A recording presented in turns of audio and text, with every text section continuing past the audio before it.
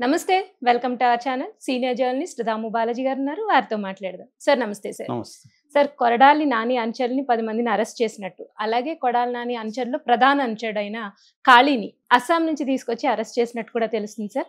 అలాగే కొడాలి నానిని ఈ రోజు అరెస్ట్ చేసే అవకాశాలు ఉన్నాయి. అది న్యూ ఇయర్ గిఫ్ట్‌గా వాళ్ళకి ఇద్దాము అన్నట్టు న్యూస్ వైరల్ అవుతుంది సార్. సో దాని గురించి మీరేం చెప్తారు సార్?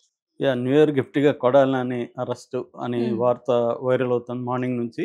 ఎందుకంటే యాక్చువల్‌గా గత 7 నెలలు అయింది కదా! ఇప్పుడు తెలుగుదేశం కూటమి ప్రభుత్వం వచ్చి 7 నెలలుగా కొడాలి నానిని అరెస్ట్ చేస్తారన్న వార్త ఎప్పటినుంచో వస్తుంది. హ్మ్. కాకపోతే ఇప్పటివరకు అరెస్ట్ చేయలేదు. కొడాలి నాని కూడా సైలెంట్ అయిపోయాడు ఆల్మోస్ట్. ఆయన పెద్దగా మాట్లాడలేదు. అవును సార్.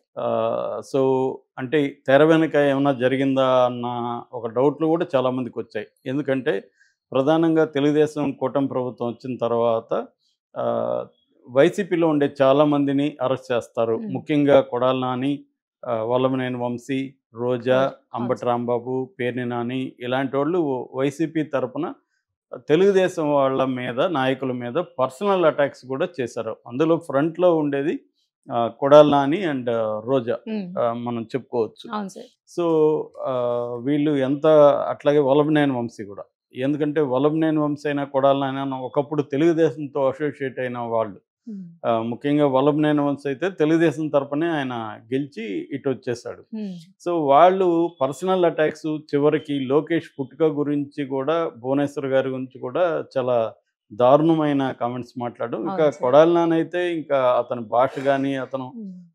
ఎవరిని లెక్కగా చేయకుండా ఉండడం. ఇదన్నీ గూడా జగన్ ఒక చెడ్డ సంప్రదాయాన్ని రాజకీయాల్లో ప్రవేశపెట్టాడని చెప్పొచ్చు. తెలుగుదేశంలో లేరా? తెలుగుదేశంలో గూడా ఇలాంటోళ్ళున్నారు. ఇప్పుడున్న స్పీకర్ గూడా ఎలాగ మాట్లాడేవాడు, ముఖ్యమంత్రి అని గూడా లేకుండా వాడు, వీడు బూతులు తిట్టేవాడు, హ్మ్. సైకో అనేవాళ్ళు. వీళ్ళు గూడా ఏం తక్కువ గాదు. ఇలాగా అంటే రాజకీయాల్ని ఆల్ టైమ్ లో స్థాయికి తీసుకొనెళ్ళిన దాంట్లో హ్మ్. జగన్ పాత్ర గూడా పెద్దగానే ఉంది.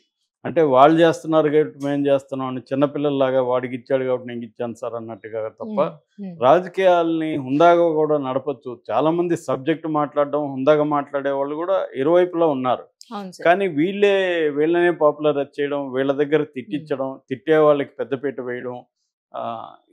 ఇటు ఈవెన్ లోకేష్ గూడా మనకి ఇవ్వగలం టైంలో మీరు గొడవలు పడండి, ఎన్ని కేసులు పెట్టుకుంటే అంత మీకు పదవులిస్తాను అని ఓపెన్‌గానే ఆఫర్ ఇచ్చాడు. ఇది రాజకీయాల్లో ఆహ్, ఎవరు చేసినా గూడా కరెక్ట్ కాదు. అటువైపు గాని, ఇటువైపు గాని. అవును సార్. ఇంకా జగన్ అయితే ఆ మాట చెప్పకపోవచ్చు కానీ బయటికి అదే చేశాడు అతను గూడా. అంటే ఎవరైతే దూకుడుగా ఉంటారో వాళ్ళని ప్రోత్సహించారు. సో, ఇప్పుడు కొడాలి నాని ని ఎందుకు ఇంకా అరెస్ట్ చేయలేదు అనేది తెలుగుదేశం కేడర్ నుంచి, అభిమానుల నుంచి, లేకపోతే కూటమి అభిమానుల నుంచి తీవ్రంగా విమర్శ వస్తుంది. చంద్రబాబు ప్రభుత్వం మీద. చంద్రబాబు బలహీనంగా ఉన్నాడు. ఇటు అధికారులు గూడా వైసీపీ అధికారులు ఉన్నారని తెలుగుదేశం ప్రధాన మీడియా అయిన ఆంధ్రజ్యోతి, ఈనాడులలోనే రోజు ఏదో ఒక వార్త రాస్తూనే ఉన్నారు.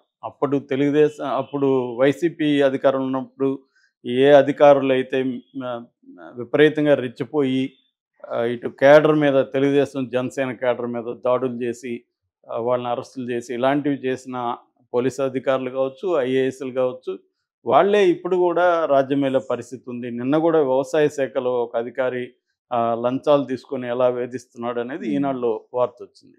సో, ఈ కాంటెక్స్ట్‌లో ఇప్పుడు వీళ్ళు తెరలేపింది ఏంటంటే, ఒక సోషల్ మీడియా యాక్టివిస్ట్‌ని అరెస్టులు చేయడం అనేది ఆల్రెడీ చేస్తున్నారు. పెద్ద ఎత్తునే చేస్తున్నారు. హ్మ్.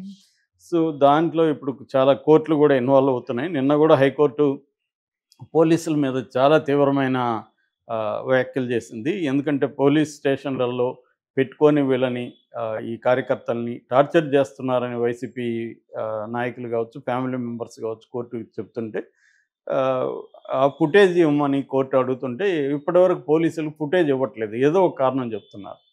సో, అంటే సీసీటీవీలు పోలీస్ స్టేషన్‌లో కంపల్సరీ ఉండాలి. హ్మ్. అదే పోలీసులు మన ఇళ్ళ దగ్గర గాని, ఆఫీసుల్లో గాని సీసీటీవీలు లేకపోతే హ్మ్. సీరియస్‌గా మన మీద ఆహ్, అవును సార్.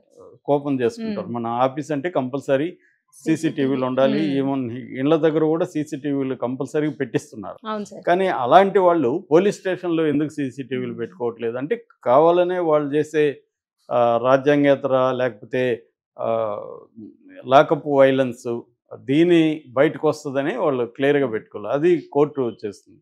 సో తెలుగుదేశం కూటమి ఆ మేరకు జాగ్రత్త వహించాల్సిన అవసరం ఉంది. వాళ్ళు అరెస్టులు చేయొచ్చు. గతంలో వ్యక్తిగతంగా వీళ్ళ మీద దాడులు చేసిన వాళ్ళని అరెస్ట్ చేయడం తప్పులేదు. ఎందుకంటే అది ధోరణి కరెక్ట్ కాదు. ఏమన్నా ఉంటే సబ్జెక్ట్ మాట్లాడాలి, విధానాలను వ్యతిరేకించాలి, కన్స్ట్రక్టివ్ క్రిటిసిజం ఉండాలి, కానీ వ్యక్తిగత దాడులు చేయడం అనేది కరెక్ట్ కాదు. ముఖ్యంగా ఫ్యామిలీస్కి వెళ్ళి స్త్రీలని అసభ్యంగా మాట్లాడడం ఇవన్నీ కరెక్ట్ కాదు. కానీ ఆ అరెస్ట్ చేసే క్రమంలో మళ్ళీ అక్రమ అరెస్టులు, అక్రమంగా వాళ్ళని కొట్టడం, అప్పుడు జగన్ ప్రభుత్వానికి ఈ ప్రభుత్వానికి తేడా లేకుండా పోతుంది. జగన్ ప్రభుత్వంలో అరాచకాలు జరిగినాయని వీళ్ళు విమర్శించి ప్రజలను కన్విన్స్ చేసి అధికారంలోకి రావడానికి అది కూడా బలంగా పనిచేసింది. ఇప్పుడు వీళ్ళు కూడా అదే పని చేయకూడదు. ఎప్పుడైనా భిన్నంగా చేయగలిగితేనే ప్రజల్లో ఇది ఉంటుంది. లేకపోతే వాళ్ళకి వీళ్ళకి తేడా లేనప్పుడు మీకెందుకు ఓటేయాలనేది ఉంటుంది కదా. సో ఆ క్రమంలో ఇప్పుడు కొడాలి నాని అనుచరుల్ని ఆల్రెడీ 10 మందిని అరెస్ట్ చేశారు. బేసిక్గా ఏంటంటే కొడాలి నాని మీద చాలా కేసులు ఉన్నాయి కానీ ఇంకా బయటికి రాలేదు. ఈ పర్టికులర్ కేసు ఏంటంటే తెలుగుదేశానికి సంబంధించి ఇప్పుడు రాష్ట్ర గిడ్డంగుల శాఖ చైర్పర్సన్గా ఉంటున్న రావి వెంకటేశ్వరరావు అనే ఆయన మీద లాస్ట్ 2022 డిసెంబర్ 25న అటాక్ చేశారు. ఆయన మీద ఆఫీస్ మీద అటాక్ చేశారు, గాయపరిచారు. సో ఆ కేసులో ఆల్రెడీ 10 మంది మీద కేసులు పెట్టారు. ఆ 10 మందిని అరెస్ట్ చేసి నెల్లూరు సెంట్రల్ జైల్లో పెట్టారు. వాళ్ళని పోలీస్ కస్టడీలోకి కోర్టు అనుమతితో తీసుకొని వాళ్ళని విచారించారు. వాళ్ళు వాంగ్మూలం ఇచ్చారు. అంతలే దీంట్లో ఎవరో రోల్ ఉంది, ఎవరో ప్రేరేపించారు. అందులో ప్రధానంగా మెరుగుమాల కాళీ అని. మెరుగుమాల కాళీ ఎవరంటే కొడాలి నాని ముఖ్య అనుచరుడు, వైసీపీ యువజన శాఖకి అధ్యక్షుడు ఆయన. సో అతను విపరీతంగా కొడాలి నాని తరపున అరాచకాలు చేశాడనేది అతని మీద ఆరోపణలు ఉన్నాయి. అతను ఈ ప్రభుత్వం అధికారంలోకి రాగానే అస్సాం పారిపోయాడు. సో ఇప్పుడు ఇన్ని రోజులు దొరకలేదు, ఈరోజు దొరికాడు. అక్కడి నుంచి తీసుకొస్తున్నారు, ఈరోజు కోర్టుకు పెట్టే అవకాశం ఉంది.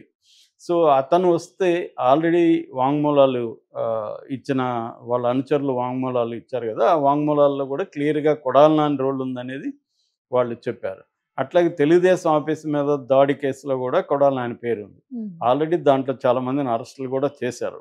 సో ఇప్పుడు కొడాలి నానిని ఈరోజు అరెస్ట్ చేసి ఒక న్యూ ఇయర్ గిఫ్ట్ లాగా ఇద్దాము వైసీపీకి అన్న ప్లాన్ ఉన్నట్టుగా చెప్తున్నారు. ఈరోజు ఈవినింగ్ లోపల కాళీని తీసుకొచ్చి కాళీతో పాటు ఇతన్ని కూడా అరెస్ట్ చేస్తారు అన్న వార్తలు వస్తుంది. గతంలో కూడా ఇలాగా 4-5 సార్లు వచ్చాయి కొడాలి నాని ఈరోజే అరెస్ట్ అని.